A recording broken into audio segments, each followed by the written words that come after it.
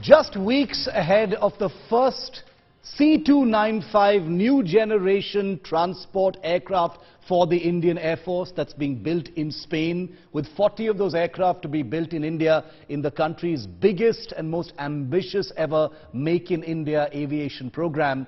I got personal first access to get up close with this beautiful first aircraft that the Indian Air Force will take delivery of very, very soon. Here's my exclusive ground report from Sevilla in Spain.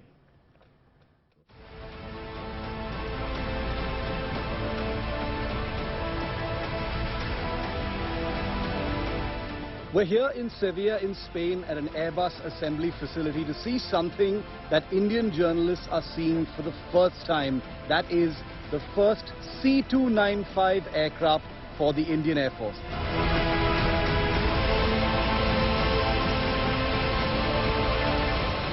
This aircraft is the first one that's been built by Airbus, a part of 16 such aircraft that are going to be built at this very soon. This particular aircraft is going to be delivered to the Indian Air Force, after which 50 built at this precise facility in Sevilla in Spain, Indian Air Force.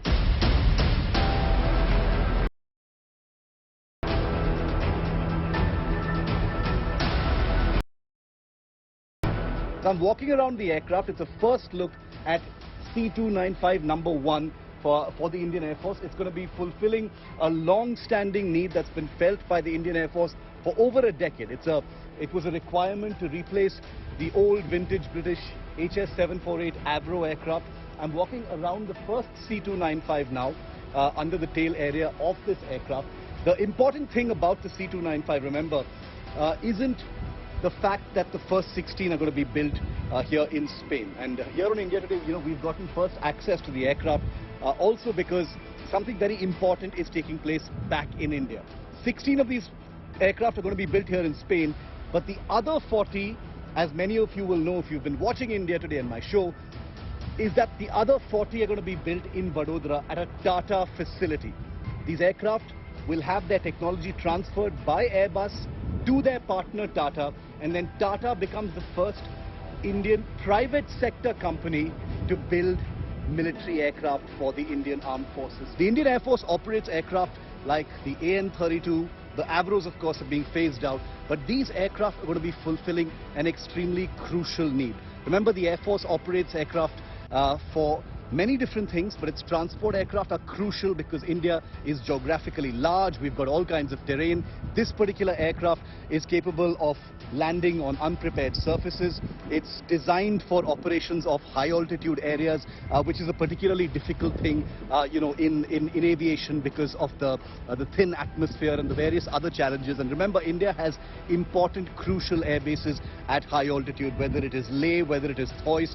The world's highest military airfield, which is Daulat Beg Oldi, is also in India, and the aircraft of this kind has been proven to be able to operate from such forbidding locations. Now, 56 aircraft of this kind will be built for the Indian Air Force. That number might go up because the Indian Air Force, apart from replacing its old Avros, also has to replace over 100 AN-32 aircraft. And AN-32s, remember, are of Ukrainian origin.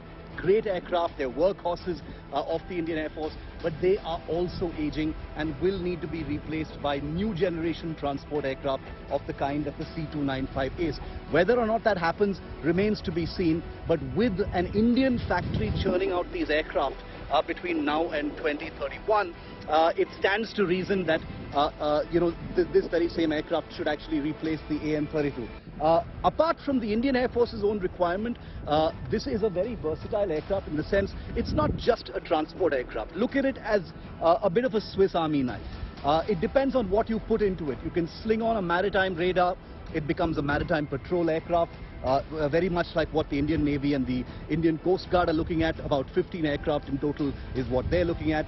It can be used for land surveillance if you put on the right kind of sensor. The Border Security Force is looking for that kind of capability. If you add passenger seats, you can convert it into a short-haul regional airliner. India needs many hundreds of those kind of things. If you add anti-submarine sensors and a torpedo capability, it can become an anti-submarine aircraft.